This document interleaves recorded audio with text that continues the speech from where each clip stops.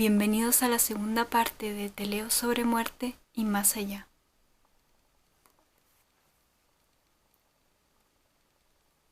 Epitafios. Epitafios, decoraciones e inscripciones en los monumentos de los cementerios registran la fragilidad de la vida humana y su continuidad. Escribe el autor Geoffrey Wright.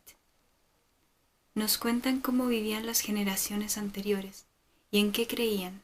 Son espejos del ámbito social actual. Los epitafios son textos cortos que honran a los fallecidos, normalmente inscritos en sus tumbas o placas conmemorativas. La costumbre de identificar a los muertos fue notoria en Egipto. Uno de los epitafios griegos más famosos, compuestos por el poeta Simónides de Ceos, documenta el lugar de enterramiento de los espartanos caídos en la batalla de las Termópilas, 480 a.C. Oh extraño, ve a Esparta y di a sus gentes que aquí yacemos tras haber obedecido sus mandatos.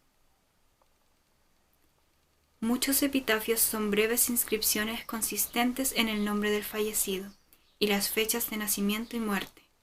Sin embargo, muchos epitafios han sido más elaborados. Como se menciona en la entrada Lápidas, el epitafio de Shakespeare reza así: Bendito el hombre que respete estas piedras, y maldito el que remueva mis huesos. El epitafio de Sir Winston Churchill: Estoy listo para encontrarme con mi Creador.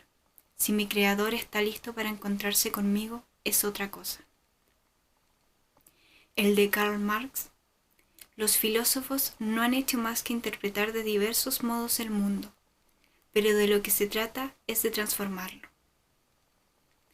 El del cómico Mel Blanc: Esto es todo, amigos. Frank Sinatra: Lo mejor está por llegar.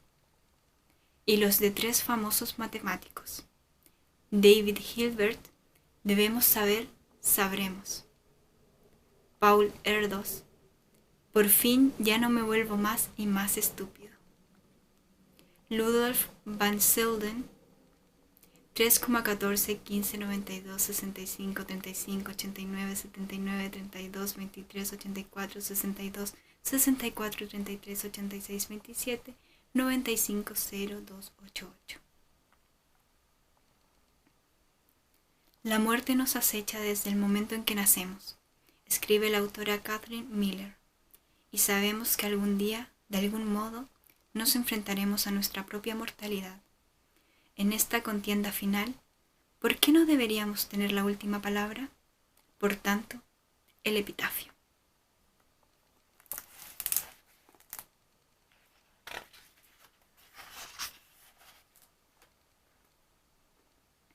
Infierno, 400 años antes de Cristo.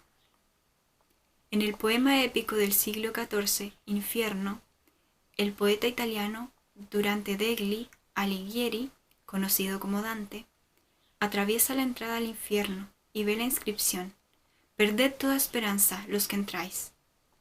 En 1831, el predicador restauracionista Charles G. Finney gritó acerca del infierno: ¡Mira, mira!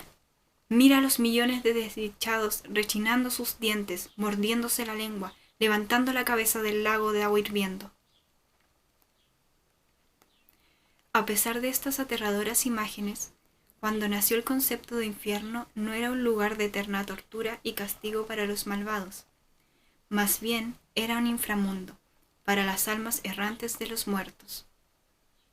Esta clase de inframundo neutro, escriben los autores Chuck Crisafulli y Kira Thompson, abarcó siglos y culturas desde los mesopotámicos hasta los antiguos chinos y los aztecas.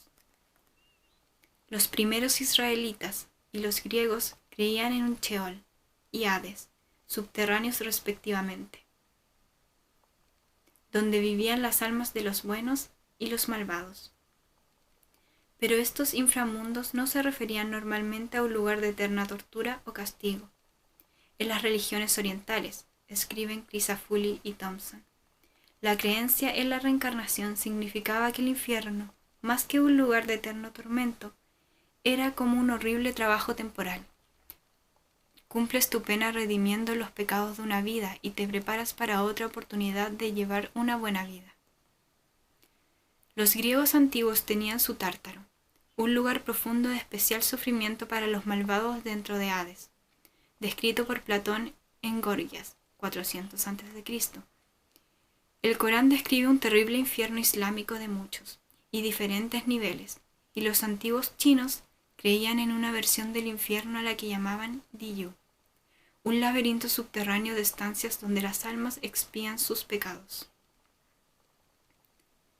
El Nuevo Testamento menciona a Hades y a Gehenna.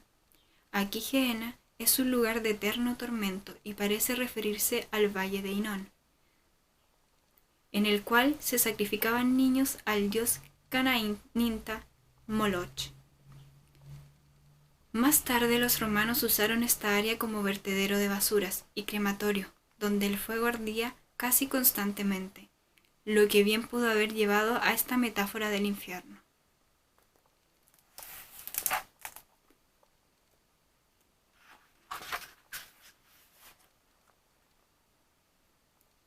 Suicidio, 300 a.C. El 25 de noviembre de 1970, Yukio Mishima es un seudónimo, su verdadero nombre era Kimitame Hiraoka, uno de los autores más importantes japoneses del siglo XX, y nominado 3 veces para el Nobel de Literatura, se clavó un puñal en el abdomen, cumpliendo el ritual suicida japonés de desentrañamiento. Este acto, llamado seppuku, asumido tradicionalmente por los guerreros samurái después de la pérdida del honor, tuvo lugar después de un intento fallido de restaurar el poder del emperador. A lo largo de la historia, ha habido gente que ha intentado quitarse su vida por medios como el ahorcamiento, envenenamiento, armas de fuego y otros métodos. Las causas incluyen desesperación, enfermedad mental, protesta social o, tal y como vemos en los actuales atentados suicidas, o los pilotos kamikazes japoneses que deliberadamente estrellaban sus aviones contra objetivos norteamericanos, tácticas militares. En la India, registros históricos del siglo IV a.C. describen la práctica del sati, por el cual mujeres viudas se inmolaban en las piras funerarias de sus maridos. Alrededor del año 73, 960 miembros de la comunidad judía de Masada, en Israel, se suicidaron antes de ser conquistados y esclavizados por los romanos. Y en 1978, un número similar de seguidores de una secta religiosa norteamericana cometieron un suicidio en masa en Johnston, un pueblo de Guyana. Según los datos de la OMS, el suicidio es la segunda causa de muerte entre los jóvenes de 15 a 29 años, y las tasas más altas se encuentran en Europa del Este y Asia. El cristianismo, el judaísmo y el islam han considerado tradicionalmente el suicidio una ofensa hacia Dios, y varios países han intentado prohibirlo. En 1670, Luis XIV de Francia ordenó que el cuerpo de los suicidas fuese arrastrado cabeza abajo por las calles y que todas sus propiedades fueran confiscadas para castigar a sus familias. Hoy en día, los investigadores han descubierto que el factor neurotrófico derivado del cerebro, FNDC, está a veces asociado con el suicidio. Cualesquiera sean las causas biológicas y sociales, el historiador Jeffrey Watt nos recuerda que el suicidio y la disposición ante él nos ofrecen una ventana inigualable hacia la mentalidad colectiva de una determinada sociedad.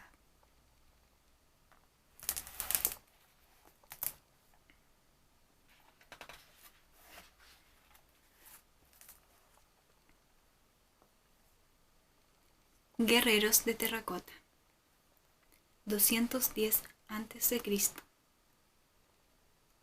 Contemplando a los guerreros de terracota, uno tiene la sensación de entrar en un universo nuevo, un inframundo de otra dimensión en el cual figuras inmóviles protegen y entretienen a su amo muerto por siempre. Durante siglos, los agricultores de los poblados al este de Xi'an En el noroeste de China, escucharon historias de fantasmas y espíritus que vivían bajo tierra. Escribe el autor Michael Capek. El desenterramiento accidental en 1974 de un soldado de terracota, arcilla al horno, llevó a años de estudio arqueológico a la par que al descubrimiento de un gran ejército subterráneo que protegió al emperador muerto durante más de 2000 años. Las figuras de terracota del tamaño real representaban al ejército de Qin Shi Huang, el primer emperador de China, y fueron enterrados junto a él alrededor del año 210 a.C., para protegerle en la otra vida. Se estima que hay más de 670 caballos, 130 carros y quizás más de 8000 soldados, la mayoría de los cuales siguen enterrados. Muchos de los soldados estaban pintados en colores vivos, tenían armas reales como espadas, ballestas y lanzas. También hay músicos y acróbatas de terracota. El emperador Qin ascendió al trono a la edad de 13 años y se estima que la construcción del mausoleo empezó en esa fecha y participaron alrededor de 700.000 trabajadores. Las evidencias sugieren que las partes del cuerpo se hicieron al estilo de las cadenas de montaje, utilizando varios moldes para las caras, que después se modificaban para dotarles de variedad y expresiones individuales. Qin transformó una China de estados en guerra en una única nación. Durante el periodo feudal en China, a veces se enterraba vivo a esclavos, siervos y mujeres en la misma tumba que el amo para que le pudieran servir en la otra vida.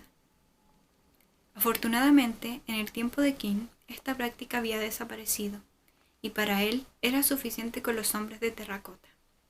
De acuerdo con escritores posteriores, la tumba del emperador también incluía maravillas como ríos artificiales de mercurio para imitar el curso del agua. Los análisis de las tierras adyacentes han revelado, de hecho, unos altos niveles de mercurio.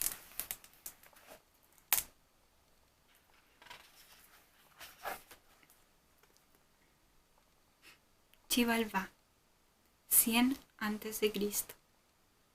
Xibalbá es el nombre del misterioso inframundo en la mitología del pueblo maya quiché. Nativos americanos, principalmente de las tierras altas de lo que hoy es Guatemala, conquistada por Pedro de Alvarado en 1524, Xilbalá, el lugar del miedo, era accesible desde una cueva y estaba habitado por varios temibles dioses de la muerte, descrito en el Popol Vuh, una colección de textos que detallan la mitología y la historia del reino quiché. Xibalbá estaba gobernado por 12 poderosos y terribles seres divinos que causaban varias formas de sufrimiento a los hombres, tales como el miedo, la enfermedad y el dolor. Estaba repleto de diferentes pruebas para los humanos. Incluso el camino a Xibalbá tenía varios desafíos como ríos llenos de escorpiones, sangre y pus. En una leyenda famosa, los gemelos Unampú y Xbalanque entraron en Xibalbá, buscando venganza por el asesinato a mano de los dioses de su padre y de su tío. Después de que los dioses de la muerte los sometieran a una serie de pruebas y juegos de pelota, los hermanos los decapitaron y renacieron como el sol y la luna. Representaciones que aluden al mito de los gemelos se han encontrado en murales que datan aproximadamente del año 100 a.C. La cosmología espacial de los mayas incluía un universo con muchas capas, una tierra plana y cuadrada, con un árbol central que conectaba las 13 capas del cielo, con las 9 capas del inframundo donde moraban los habitantes de Xibalbá, representados a menudo como criaturas enfermas. Algunos de ellos llevaban collares hechos de globos oculares. Dentro de Xibalbá existían varias casas asociadas a diferentes pruebas y trampas, que incluían habitaciones con cuchillos afilados, jaguares, murciélagos, calor, frío y otras. Según el autor Stanislav Šadec, los pensamientos religiosos de los mayas estaban impregnados con la creencia de otra vida. lo que solo podía suceder una vez que los muertos pasaran las pruebas de Xibalbá, gobernados por los amos del inframundo. La constante presencia de la muerte condujo a los mayas a dedicar muchos de sus rituales a una lucha final con los señores del inframundo y su eventual renacimiento.